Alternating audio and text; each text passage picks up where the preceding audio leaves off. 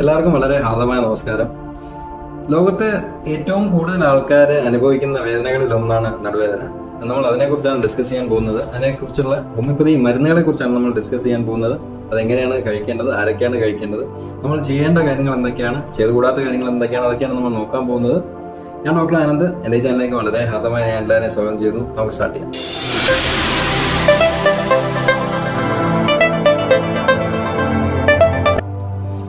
ആദ്യമേ തന്നെ നടുവേദന എന്തുകൊണ്ട് വരുന്നു എന്നുള്ളത് എനിക്ക് തോന്നുന്നു മിക്കവാറും എല്ലാവർക്കും അറിയാം. അതിനകത്ത് ഏറ്റവും കൂടുതൽ ഇമ്പോർട്ടൻ്റ് ആയിട്ടുള്ള നമ്മൾ സ്ട്രെസ് ചെയ്ത് പറയേണ്ട സ്ട്രെസ് ഫാക്ടർ തന്നെയാണ്.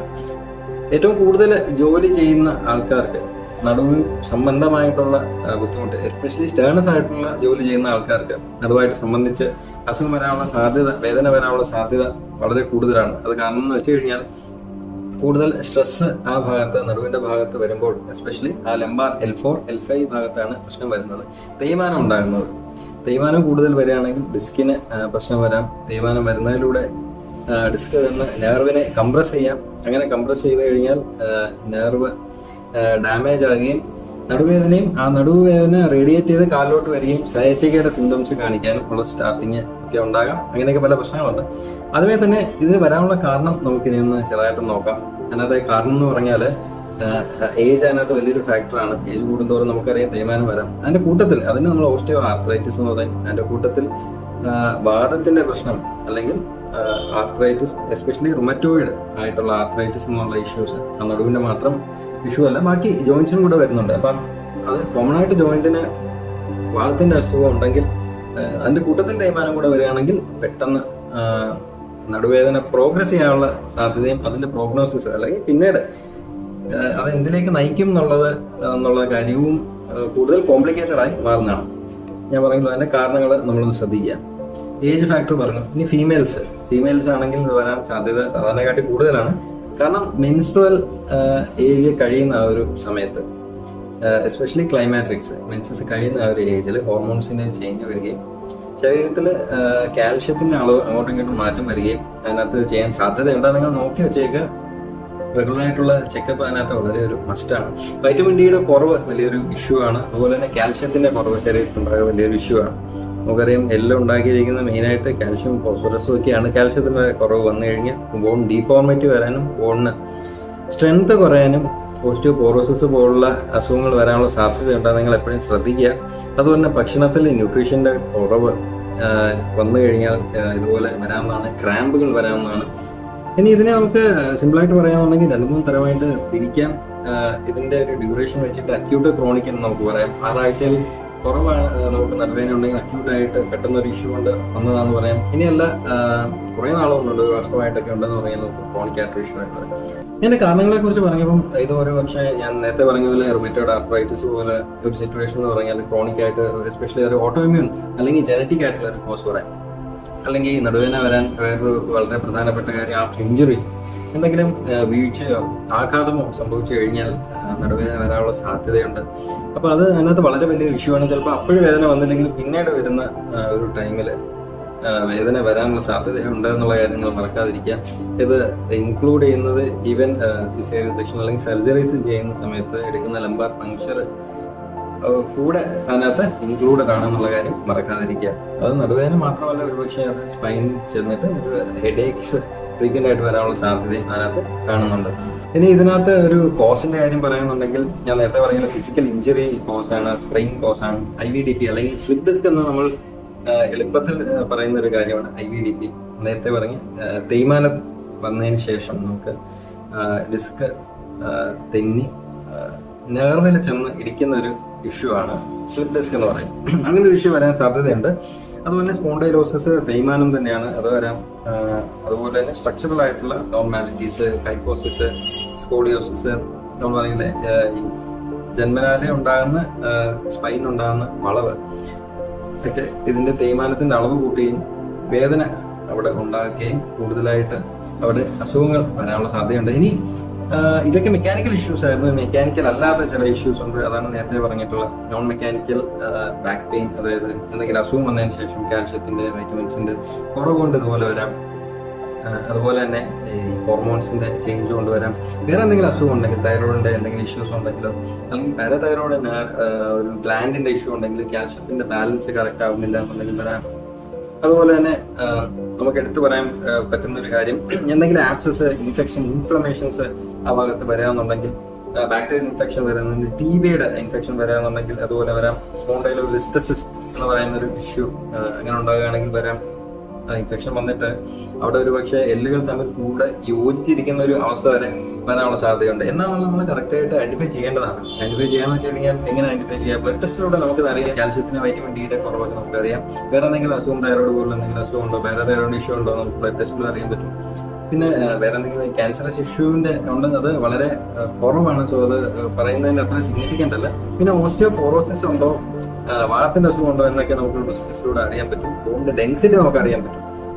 പിന്നെ നമുക്ക് ഏറ്റവും കൂടുതൽ സസ്പെക്ട് ചെയ്യുന്നത് തേയ്മാനം എന്തുമാത്രം ഉണ്ട് എന്നുള്ളതിനനുസരിച്ച് ഒരുപക്ഷെ അതിനകത്ത് മരുന്നിന്റെ അളവ്, ഡോസ്, അതിന്റെ സിംറ്റംസിനൊക്കെ നമുക്ക് വ്യത്യാസം അനുഭവപ്പെടും. സബ്ജക്റ്റീവ് ആയിട്ടുള്ള അനുഭവങ്ങളാണ്. അപ്പം നമുക്ക് ഇത് എങ്ങനെ എത്രമാത്രം തേയ്മാനം ഉണ്ടെന്ന് അറിയാം. ആദ്യം നമുക്കൊരു എക്സ്റേയിലൂടെ കുറച്ചൊക്കെ കാര്യങ്ങൾ മനസ്സിലാവും. കൂടുതലായിട്ട് നമുക്ക് മനസ്സിലാക്കാനായിട്ട് കൃത്യമായിട്ട് എന്തൊക്കെയാണ് സംഭവിച്ചിട്ടുള്ളതെന്ന് അറിയാൻ വേണ്ടി CT യോ MRI യോ നമുക്ക് എടുക്കാവുന്നതാണ്. അതിന് വേറെ 1-2 ഇഷ്യൂസും കൂടെ നമുക്ക് പറയാൻ പറ്റും. റെഫേർഡ് ആയിട്ടുള്ള പെയിൻ, വേറൊരു സ്ഥലത്ത് പെയിൻ വരുന്നത് ഇങ്ങോട്ട് നമുക്ക് പെയിൻ ഉണ്ടെന്ന് ഒരുപക്ഷെ നമുക്ക് അങ്ങനെ തോന്നാം. അതിന് അങ്ങനെ തോന്നൽ ഉണ്ടാകാൻ പറ്റുന്ന വേദനയാണ് കിഡ്നി സ്റ്റോണിന്റെ വേദന, അതുപോലെ ഗോൾ സ്റ്റോണിന്റെ വേദന, ഇതുപോലെ വരാവുന്ന എന്യൂറിസംസിന്റെ വേദന, എവിടെയെങ്കിലും ബ്ലഡ് വെസൽസ് വീർത്തിരിക്കുന്നുണ്ടെങ്കിൽ അതിന്റെ വേദന ഒരുപക്ഷെ ഇങ്ങോട്ട് റെഫർ ചെയ്യാനുള്ള സാധ്യതയുണ്ട്. എന്താണെന്നുള്ളത് നമ്മൾ കോസ് വളരെ കൃത്യമായിട്ട് കണ്ടെത്തി കഴിഞ്ഞാൽ അതിന്റെ ട്രീറ്റ്മെന്റും അതുപോലെ തന്നെ എളുപ്പമായിട്ട് നമുക്ക് അത്രയും കൂടുതൽ മാനേജ് ചെയ്യാനും പറ്റും. മെഡിസിൻസ് എടുക്കുമ്പോൾ കറക്റ്റ് ആയിട്ടുള്ള ഒരു ട്രീറ്റ്മെന്റ് പ്രൊസീജിയറും നമുക്കത് കൊണ്ടുവരാൻ പറ്റും.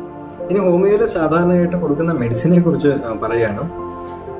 ഹോമിയോയിൽ പല മെഡിസിൻസ് ഉണ്ട്. അതിനകത്ത് ജസ്റ്റ് ഒന്ന് ബ്രീഫായിട്ട് പറയുകയാണെങ്കിൽ എന്തൊക്കെ മെഡിസിൻസ് ആണ് സാധാരണ കൊടുക്കാറുള്ളതെന്ന് വെച്ച് കഴിഞ്ഞാൽ, നമുക്ക് ഹോമിയോപ്പതിയിൽ എല്ലാം കൺസിഡർ ചെയ്തിട്ടാണ് മെഡിസിൻ വരുന്നത് എന്നുള്ള കാര്യം മറക്കാതിരിക്കുക. അതായത് ആളുടെ ഫിസിക്കൽ അപ്പിയറൻസ്, മെന്റൽ ആയിട്ടുള്ള ഒരു റിയാക്ഷൻ ടൈം, അതുപോലെ തന്നെ നേരത്തെ എന്തെങ്കിലും അസുഖം വന്നിട്ടുണ്ടോ, എന്തെങ്കിലും ഒരു പ്രീഡിസ്പോഷൻ ഉണ്ടോ, ഫാമിലി ഹിസ്റ്ററി ഉണ്ടോ, എന്തെങ്കിലും മെഡിസിൻ എടുക്കുന്നുണ്ടോ, വേറെ എന്തെങ്കിലും നേരത്തെ മെഡിസിൻ എടുത്തിട്ടുണ്ടോ, ഇതെല്ലാം വെച്ചിട്ട് ഒരു മെഡിസിനിലോട്ട് അറിയുക ചെയ്യുന്നത്. അതായത് പെട്ടെന്ന് ഇന്ന അസുഖമാണെങ്കിൽ അല്ലെങ്കിൽ വേദനയാണെങ്കിൽ വേദന കുറയ്ക്കാനായിട്ട് ഇന്ന മെഡിസിൻ എന്നുള്ള രീതിക്കല്ല, പക്ഷെ ഹോളിസ്റ്റിക് ആയിട്ടുള്ള അപ്രോച്ചാണ് എന്നുള്ള കാര്യം മറക്കാതിരിക്കുക. ഇതിനകത്തൊരു പെയിൻ മാറുന്നുണ്ടെങ്കിൽ തീർച്ചയായിട്ടും അവിടെ അതിന്റെ എന്താണോ കാരണം, ആ കാരണത്തിനും അവിടെ ഒരു ശമനം ഉണ്ടാവുന്നുണ്ട്. അപ്പോൾ ഒറ്റ ദിവസത്തിലുള്ള ഒരു കുറവല്ല നമ്മൾ ഉദ്ദേശിക്കുന്നത്, പക്ഷേ over period of time, especially chronic ആയിട്ടുള്ള അസുഖങ്ങളാണെന്നെങ്കിൽ ഓവർ പീരീഡ് ഓഫ് ടൈം അതിൻ്റെതായിട്ടുള്ള ഒരു മാറ്റം നമുക്ക് അറിയാൻ പറ്റുന്നതാണ്. ഏറ്റവും കൂടുതൽ കറക്റ്റായിട്ട് ഇൻഡിവിജ്വലിസ്റ്റിക് ആയിട്ട് സബ്ജക്റ്റീവ് ആയിട്ട് നിങ്ങൾക്ക് മെഡിസിന് വേണ്ടി തീർച്ചയായിട്ടും നിങ്ങളുടെ ഹോമിയോ ഡോക്ടറിനായിട്ട് ബന്ധപ്പെടുക. ഇനി നമ്മൾ സാധാരണ കൊടുക്കുന്ന മെഡിസിൻസ്, പ്രൊവൈഡ് ചെയ്യുന്ന മെഡിസിൻസ്, അതുപോലെ തന്നെ നമുക്ക് അല്ലെങ്കിൽ ഇൻഡിക്കേറ്റ് ചെയ്യുന്ന മെഡിസിൻസ് ഏതൊക്കെയാണെന്ന് നമുക്ക് നോക്കാം. അതായത് റെസ്റ്റോക്സ് എന്ന് പറയുന്ന മെഡിസിൻ, എസ്പെഷ്യലി ലെഫ്റ്റ് സൈഡിലായിട്ടുള്ള പെയിൻ, എസ്പെഷ്യലി സയാറ്റിക്ക വരികയാണെങ്കിൽ, നടുവേദന റെഫേർഡ് ചെയ്തിട്ട് വരുന്നുണ്ടെങ്കിൽ കൊടുക്കാൻ പറ്റുന്ന മെഡിസിനാണ്. ഈ ഒരു മെഡിസിന്റെ പ്രത്യേകത എന്ന് വെച്ച് കഴിഞ്ഞാൽ വേദന അത് റെസ്റ്റ് ചെയ്യുമ്പോൾ കൂടുകയും, നമ്മൾ സാധാരണ ജോലി കണ്ടിന്യൂസ് ആയിട്ട് ചെയ്യുന്ന സമയത്ത് കുറയുകയും, ഇനിഷ്യലായിട്ട് എന്തെങ്കിലും ഒരു ജോലി അല്ലെങ്കിൽ മോഷൻ നമ്മൾ ചെയ്യുകയാണെന്നുണ്ടെങ്കിൽ അത് കൂടുകയും ചെയ്യും. അതുപോലെ തന്നെ ചൂട് അവിടെ എന്തെങ്കിലും അപ്ലൈ ചെയ്യണമെന്നുണ്ടെങ്കിൽ കുറയുന്നതായിട്ടും അതിനകത്ത് കാണുന്നു. വേറൊരു മെഡിസിനാണ് ബ്രയോണി എന്ന മെഡിസിൻ വളരെ ഇൻട്രസ്റ്റിംഗ് ആയിട്ടുള്ള മെഡിസിനാണ്. റൈറ്റ് സൈഡ് സിംറ്റംസ് കൂടുതലായിരിക്കും ബ്രയോണി എന്ന് പറയുന്ന മെഡിസിൻ.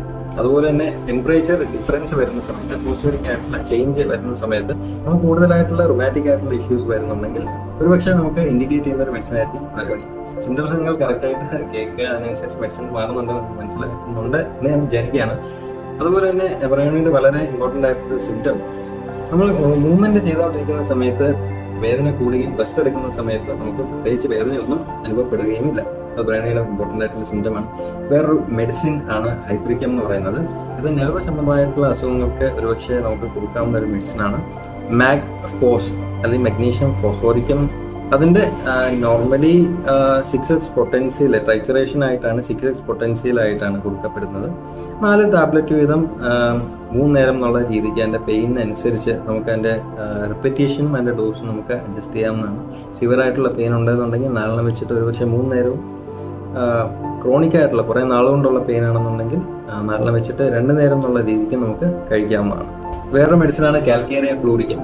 കാൽക്കാരി ഫ്ലൂറിക്കം എന്ന് പറയുന്ന മെഡിസിൻ സാധാരണയായിട്ട് കൊടുക്കപ്പെടുന്നത് ബോണിൽ വരുന്ന അബ്നോർമാലിറ്റി അല്ലെങ്കിൽ ചേഞ്ചുകൾ, ഓസ്റ്റിയോപോറോസിസ് പോലുള്ള അസുഖങ്ങൾക്ക് അല്ലെങ്കിൽ ബോൺ സ്പർസിനാണ് നമ്മൾ സാധാരണ കൊടുക്കുന്നത്.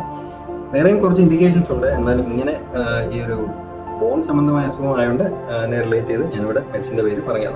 അതുപോലെ തന്നെ ആർണിക്ക എന്ന് പറയുന്ന ഒരു മെഡിസിൻ ഉണ്ട്. എസ്പെഷ്യലി ഇഞ്ചുറിക്ക് ശേഷം നമുക്ക് ഒരുപക്ഷെ ഇൻഡിക്കേറ്റ് ചെയ്യുന്ന ഇമ്പോർട്ടൻ്റ് ആയിട്ടുള്ള ഒരു മെഡിസിനാണ് ആർണിക്ക എന്ന് പറയുന്നത്. വേറൊരു പ്രധാനപ്പെട്ട ഒരു വളരെ ഇമ്പോർട്ടൻ്റ് ആയിട്ടൊരു മെഡിസിനാണ് നെക്സ്വോമിക്ക. നെക്സ്വോമിക്ക എന്ന് പറയുന്നത് മെക്കാനിക്കൽ ആയിട്ടുള്ള കോസുകൾക്ക്, നേരത്തെ പറഞ്ഞല്ലോ പല കോസുകൾ പറഞ്ഞു, അങ്ങനെ ഒരു ഇഷ്യൂസിന് നമുക്ക് കൊടുക്കാൻ പറ്റുന്ന ഒരു വളരെ ജെന്യുവൻ ആയിട്ടുള്ള ഒരു മെഡിസിനാണ് നെക്സ്വോമിക്ക എന്ന് പറയുന്നത്. വേറെ പല യൂസുകളും ഉണ്ട് നെക്സ്വോമിക്ക, ഇല്ല എന്നല്ല. എങ്കിൽ പോലും ഈ ഒരു ഇഷ്യൂവിനും നമ്മൾ കൊടുക്കുന്നതിൽ മെഡിസിനുകളിൽ ഒന്നാണ് നെക്സ്വോമിക്ക. അതിൻ്റെ പല ഡോസുകളുണ്ട്, അതിൻ്റെ റെപ്പിറ്റേഷൻ ഉണ്ട്. അതെന്താണെന്നുള്ള കൃത്യമായിട്ട് നിങ്ങളൊരു കൺസൾട്ടേഷനിൽ മനസ്സിലാക്കേണ്ടതാണ്. എങ്കിൽ പോലും നമുക്ക് ഒരു പ്രൈമറി എന്നുള്ള നിലയ്ക്ക് ഉപയോഗിച്ച് നോക്കാൻ പറ്റുന്ന ഒരു മെഡിസിനാണ് നെക്സ്വോമിക്ക.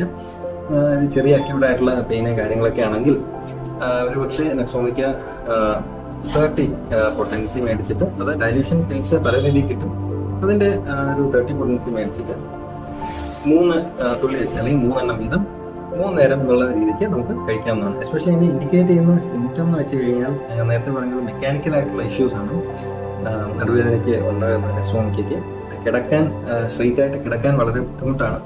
കിടക്കുന്ന സ്ഥലത്ത് വേദന വരിക, അതുകൊണ്ട് തന്നെ എണീക്കാൻ തന്നെ ഡയറക്റ്റ് എണീക്കാൻ ബുദ്ധിമുട്ടായതുകൊണ്ട് ചരിഞ്ഞ് കിടക്കുക എന്നുള്ള സിംറ്റംസ് നെക്സ്വോമിക്ക വളരെ ഇമ്പോർട്ടൻ്റ് ആണ്. ഇതൊക്കെയായിരുന്നു അതിൻ്റെ മെഡിസിൻസ്, അല്ലെങ്കിൽ നമ്മൾ പ്രധാനമായിട്ട് കൊടുക്കുന്ന മെഡിസിൻ, അല്ലെങ്കിൽ ഞാൻ എൻ്റെ ക്ലിനിക്കിൽ കൊടുക്കുന്ന മെഡിസിനുകളിൽ ചില മെഡിസിൻസ് ആണ് ഇതൊക്കെ. നമുക്കും അത് ട്രൈ ചെയ്ത് നോക്കാവുന്നതാണ്. സിംറ്റംസ് മാച്ച് ചെയ്യുന്നുണ്ടെങ്കിൽ നമുക്ക് ട്രൈ ചെയ്ത് നോക്കാവുന്നതാണ്. നമുക്ക് ചെയ്യാൻ പറ്റുന്ന കുറച്ച് കാര്യങ്ങളുണ്ട്. അതൊക്കെ എന്തൊക്കെ എന്നുള്ള കാര്യങ്ങൾ ഞാൻ മെൻഷൻ ചെയ്യാൻ ഉദ്ദേശിക്കുകയാണ്. നമ്മൾ നടക്കുമ്പോൾ, നമ്മൾ ഇരിക്കുമ്പോൾ, കിടക്കുമ്പോൾ, ഇതൊക്കെ ചെയ്യുമ്പോൾ നമ്മുടെ പോസ്റ്റർ കറക്റ്റായിട്ട് മെയിൻറ്റെയിൻ ചെയ്യാനായിട്ട് നമ്മൾ ശ്രമിക്കാമോ. തോന്നി പോലെ ഇരിക്കുക, കുനിഞ്ഞിരിക്കുക എന്നൊക്കെ ചെയ്യുമ്പോൾ കൂടുതലായിട്ട് മൊബൈലിനെ നോക്കിയിരിക്കുക, കഴുത്ത് കുനിച്ച് വെക്കുക, സെഡൻഡറി ആയിട്ടുള്ള ഹാബിറ്റ് ചെയ്യുക എന്നുള്ളതാണെങ്കിൽ തേയ്മാനം വരാനുള്ള സാധ്യത അതുപോലെ കൂടുകയും ചെയ്യും. തേയ്മാനത്തിൻ്റെ ഇഷ്യൂ വളരെ കൂടുതലാണ്. ഇത് നമ്മുടെ മെയിൻറ്റെയിനിങ് ഹാബിറ്റാണ്. മരുന്ന് കഴിച്ചു എന്ന് പറഞ്ഞാൽ പോലും ഇതുപോലുള്ള ഹാബിറ്റ് മാറ്റിയിടാന്നുണ്ടെങ്കിൽ വേദന എപ്പോൾ വേണമെങ്കിലും തിരിച്ചു വരാമെന്നുള്ള കാര്യം നിങ്ങൾ മറക്കാതിരിക്കുക. അതുപോലെ തന്നെ നമ്മൾ ചെയ്യുന്ന ജോലി എങ്ങനത്തെ ജോലിയാണ്, സ്റ്റേണസ് ആയിട്ടുള്ള എക്സസൈസ് ചെയ്യുന്ന അല്ലെങ്കിൽ അതുപോലെ സ്ട്രെയിൻ വരുന്ന ജോലിയാണോ എന്നുള്ളത് ശ്രദ്ധിക്കുക. അങ്ങനെയാണെന്നുണ്ടെങ്കിൽ എസ്പെഷ്യലി ഏജ് കൂടുതൽ ആൾക്കാരാണെന്നുണ്ടെങ്കിൽ നമ്മൾ അതിന് വേണ്ടിയിട്ടുള്ള ചില പ്രിക്കോഷൻസ് എടുക്കേണ്ടതാണ്. എന്നിട്ട് വേണം നമുക്ക് ജോലി ചെയ്യാനായിട്ട്. ഒത്തിരി നേരം ഒരേ രീതി ഇരുന്ന് സ്റ്റേണസ് ആയിട്ട് ചെയ്യരുത്. പാത്രം കഴിയുന്നതാണ് ഫീമെയിൽസ് ആണെങ്കിൽ ഒത്തിരി നേരം നിന്ന് ചെയ്യരുത്. അതിനിടയ്ക്ക് നിങ്ങൾ റെസ്റ്റ് എടുക്കുക. അതുപോലെ തന്നെ അങ്ങോട്ടും ഇങ്ങോട്ടും ഒക്കെ കുറച്ചൊന്ന് എക്സസൈസ് ഒക്കെ ചെയ്യുക. അവിടെ സ്ട്രെയിൻ വരാൻ ഏറ്റവും കൂടുതൽ സാധ്യത ഒരേ രീതിയിൽ ജോലി ചെയ്യുമ്പോഴാണ്. അപ്പം മസിൽസിനൊക്കെ ഒന്ന് ഫ്ലെക്സിബിലിറ്റി കൊടുക്കുക, ഇടയ്ക്കൊന്ന് മസാജ് ചെയ്ത് ചെയ്യുക എന്നുള്ളത് വളരെ ഇമ്പോർട്ടൻ്റ് ആയിട്ടുള്ള കാര്യമാണ്. അതുപോലെ തന്നെ ഹോട്ട് ആൻഡ് കോൾഡ് ആപ്ലിക്കേഷൻ, ചൂട് വയ്ക്കുക, തണുപ്പ് വയ്ക്കുക എന്നുള്ള ഒരു കാര്യം വളരെ നല്ലതാണ്. അപ്പം ചെയ്യേണ്ടത് വെച്ച് കഴിഞ്ഞാൽ ഉടനെ എടുത്ത് കോൾഡ് ആപ്ലിക്കേഷൻ ചെയ്യാമെന്നല്ല. ഇപ്പം അക്യൂട്ട് ആയിട്ടുള്ള സിറ്റുവേഷൻ പെട്ടെന്ന് നമുക്ക് പെയിൻ ഉണ്ടെങ്കിൽ നമുക്ക് ചെയ്യാൻ പറ്റുന്ന ഒരു കാര്യമാണ് കോൾഡ് ആപ്ലിക്കേഷൻ. തണുത്ത എന്തെങ്കിലും ഒരു ഐസ് കട്ടിയോ എന്തെങ്കിലും അവിടെ വെക്കാവുന്നത് നല്ലതാണ്. അപ്പം ഇന്ന് വേറെ ഒരു ഇഷ്യൂ ഒന്നും ഇല്ല എന്നുണ്ടെങ്കിൽ ഇതാണ് നിങ്ങളുടെ ഇഷ്യൂ. വേദനയുണ്ട്, കൂടുതലായിട്ടുണ്ട് എന്നുണ്ടെങ്കിൽ ബേസിക്കായിട്ട് നമുക്ക് ചെയ്യാൻ പറ്റുന്ന ഒരു കാര്യമാണ് ഐസിൻ്റെ ആപ്ലിക്കേഷൻ. അത് ആ ഒരു റീജിയനെ നമുക്ക് മരവിപ്പിക്കാനും വേദനയുടെ ഒരു ആഘാതം കുറയ്ക്കാനും പറ്റും. മരുന്നെന്നുള്ള ഒരു ആസ്പെക്റ്റിൽ, എന്നാലും മാനേജ്മെന്റിനുള്ള ആസ്പെക്റ്റിലാണ് പറയുന്നുള്ള കാര്യം മറക്കാതിരിക്കും. അതുപോലെ തന്നെ ചില ആൾക്കാർ ചൂട് കൊടുക്കാറുണ്ട്. ചൂട് കൊടുക്കുന്നത് നല്ലതാണ്. ആ ഒരു ഏരിയ നമുക്ക് പെട്ടെന്നൊന്ന് നമ്പാക്കാനും അതുപോലെ തന്നെ ബ്ലഡ് ഫ്ലോ കൂട്ടാനും വേദന കുറയ്ക്കാനും ഒക്കെ ആയിട്ട് നല്ലതാണ്. ചിലർ ചൂടും തണുപ്പും ഒരുമിച്ച് വെക്കാറുണ്ട്. ക്രോണിക് ആയിട്ടുള്ള ഒരു സിറ്റുവേഷനിൽ നമുക്ക് ഒരു പക്ഷേ ചെയ്ത് നോക്കാം. അക്യൂട്ട് ആയിട്ടുള്ള സിറ്റുവേഷൻ ഒരിക്കലും ചൂട് വയ്ക്കാതിരിക്കും.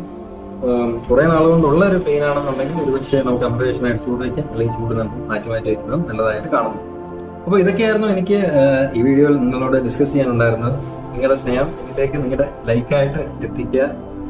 ഈ വീഡിയോ കണ്ട് ഇഷ്ടപ്പെട്ടുവെങ്കിൽ നിങ്ങൾ ലൈക്ക് ചെയ്യുക. അതുപോലെ തന്നെ സബ്സ്ക്രൈബും ചെയ്യുക. ബെല്ലൈക്കൺ അമർത്തുക, നോട്ടിഫിക്കേഷൻ ഓൺ ചെയ്യുക. എന്തെങ്കിലും ഡൗട്ടോ കാര്യങ്ങളുണ്ടെങ്കിൽ തീർച്ചയായും നിങ്ങൾ ചോദിക്കുക, പഠിക്കേണ്ട കാര്യമില്ല. എൻ്റെ മൊബൈൽ നമ്പർ വാട്സാപ്പാണ്, താഴെ തന്നിട്ടുണ്ട്. എപ്പോഴാണെങ്കിലും ഞാൻ ഫ്രീ ആകുമ്പോൾ റിപ്ലൈ തരുന്നതാണ്. അപ്പോൾ നെക്സ്റ്റ് ടൈം അടുത്ത വീഡിയോയിലേക്ക് കാണുന്നവരെ എല്ലാവർക്കും നന്ദി, നമസ്കാരം, താങ്ക് യു.